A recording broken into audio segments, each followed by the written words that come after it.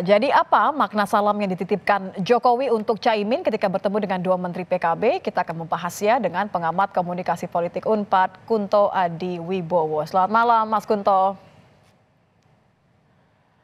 Selamat malam, Mbak Nidia. Mas Apa Kunto, kabar? ini salam silaturahmi biasa atau mohon maaf lahir dan batin, Assalamualaikum, silakan masuk kembali ke koalisi pemerintahan mendatang.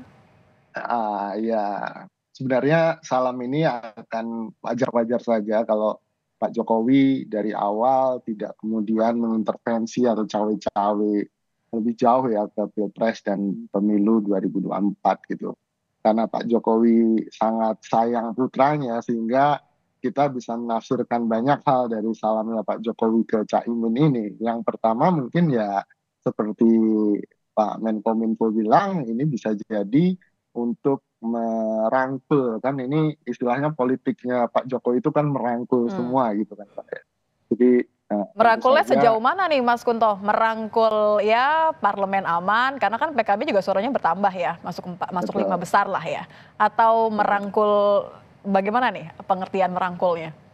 Ya, merangkulnya bisa dua hal. Yang pertama nanti ketika pemerintahan baru terbentuk, lalu kemudian butuh koalisi pemerintahan yang lebih kuat, gitu kan. Di situ PKB dirangkul, dan tentu saja dua menteri ini mungkin kan juga dijanjikan juga, ya udah dua menteri lagi atau mungkin tambah tiga gitu kan. Hmm. Atau saya nggak tahu sebenarnya perbincangannya gimana. Dan yang kedua adalah soal hak angket.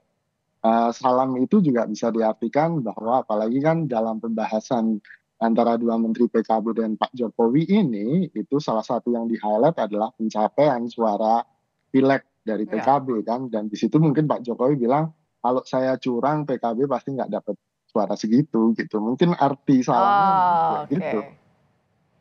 Kalau terkait ini bicara curang ya, tapi kan PKB juga termasuk partai yang kemudian mendorong hak angket di DPR. Apakah pertemuan ini mengandung makna ganda untuk meredam PKB yang sedang menyiapkan hak angket? Ya bisa dibaca demikian Mbak gitu. Apalagi kan kita tahu PDIP juga masih maju mundur kan.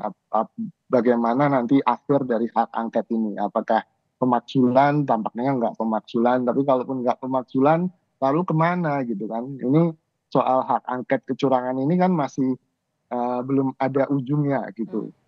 Walaupun kemudian partai-partai di koalisi 01 tampaknya masih punya komitmen untuk solid dan ditambah PDIP gitu. Nah, Oke. untuk apakah salam ini bisa mengubah komitmen PKB di hak angket, saya pikir ya mungkin dalam waktu dekat enggak sih Mbak gitu ya.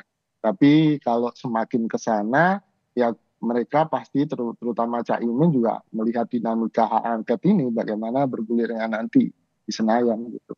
Dinamika ya. Seberapa besar sih sebenarnya kalau Anda membaca peluang PKB untuk gabung ke koalisi? Karena kan dari awal juga kita melihat ya, PKB mengusung koalisi perubahan, tapi dua menterinya sampai detik ini masih ada di pemerintahan Jokowi. Ya. Ini kan bisa juga diartikan bahwa Pak Jokowi memanggil dua menteri PKB juga paling tidak untuk menggoyang tadi komitmen di Koalisi kubu yang perubahan. menggulirkan hak angket kan, sehingga mereka saling oh ini jangan-jangan PKB mendekat duluan nih kan gitu. Hmm. Jadi saling curiga itu sudah ditanamkan dan ini menurut saya bentuk kecerdasan politik Pak Jokowi sih Mbak yang pertama gitu. Yang kedua, seberapa tahan PKB dengan godaannya?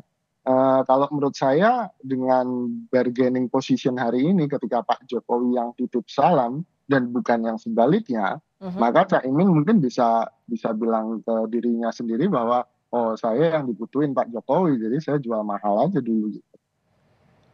Saya yang dibutuhkan gitu ya. Oke, oke, jadi kalau Anda melihat siapapun yang memulai penjajakan yang terlebih dahulu, ini nampaknya potensi untuk PKB gabung ke koalisi Prabowo akan jauh lebih besar karena politik itu cair. Terima kasih Mas Kunto sudah bergabung bersama kami di Kompas Malam. Selamat malam. Selamat malam.